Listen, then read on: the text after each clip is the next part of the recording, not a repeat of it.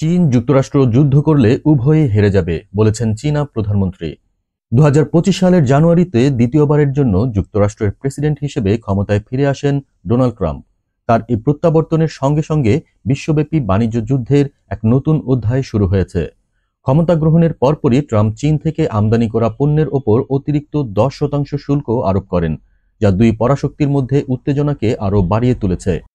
এর জবাবে চীনও পাল্টা শুল্ক আরোপের ঘোষণা দিয়েছে, যা বর্তমানে দুদেশের সম্পর্ককে এক গুরুত্বপূর্ণ মোড়ে এনে দাঁড় করিয়েছে।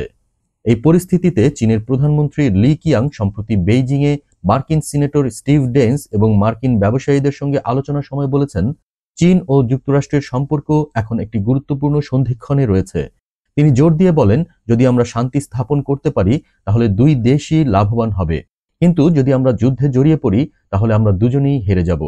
রোববার ২৩শে মার্চ রাতে বার্তা সংস্থা আনাদুলু এই মন্তব্যের বিস্তারিত প্রকাশ করেছে।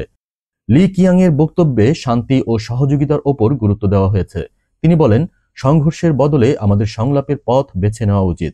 উইন উইন সহযোগিতার মাধ্যমে আমরা এগিয়ে যেতে পারি।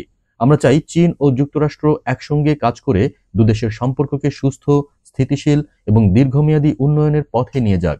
ইংরেজি ভাষার চীনা সংবাদপত্র চায়না ডেইলি এই বক্তব্য তুলে ধরে লির শান্তিপূর্ণ সমাধানের প্রতি আহ্বানকে গুরুত্ব দিয়েছে।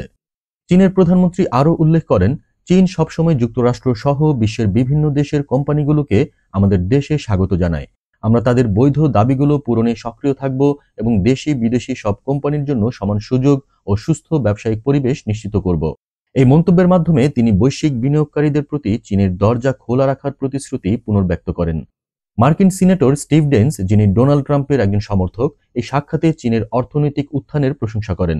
তিনি বলেন, ১৯৯১ সালে চীনের অর্থনীতি ছিল প্রায় $৫০০ বিলিয়ন কাছাকাছি। গত ৩৪ বছরে আমরা চীনের অভূতপূর্ব বৃদ্ধি ও পরিবর্তন দেখেছি। তিনি আশা প্রকাশ করেন যে অদূর ভবিষ্যতে দুই দেশের মধ্যে আরও উচ্চ পর্যায়ের সংলাপ হবে। ডেন্স এর আগে বেইজিংয়ে অনুষ্ঠিত বার্ষিক চীন উন্নয়ন ফোরাম ২০২৫-এ আমেরিকান ব্যবসায়ীদের সঙ্গে অংশ নিয়েছিলেন। এই ফোরামে চীনা অর্থনীতির সুযোগ ও চ্যালেঞ্জ নিয়ে আলোচনার পাশাপাশি বৈশ্বিক অর্থনৈতিক প্রবৃদ্ধির সম্ভাবনা নিয়েও কথা হয়। ২ দিনব্যাপী এই শীর্ষ সম্মেলনে অংশ নেওয়া ব্যবসায়ীদের অনেকেই চীনের প্রেসিডেন্ট শি জিনপিং এর সঙ্গে সাক্ষাতের আশা করছেন।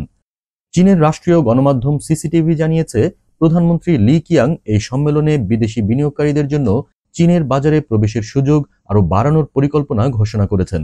তিনি বলেন, বহিরাগত চ্যালেঞ্জ মোকাবেলায় আমরা প্রস্তুত। যে কোনো অপ্রত্যাশিত ধাক্কার জন্য আমাদের প্রস্তুতি রয়েছে। বর্তমানে চীন ও যুক্তরাষ্ট্রের মধ্যে চলমান শুল্কযুদ্ধ বিশ্ব অর্থনীতির জন্য একটি বড় চ্যালেঞ্জ হয়ে দাঁড়িয়েছে।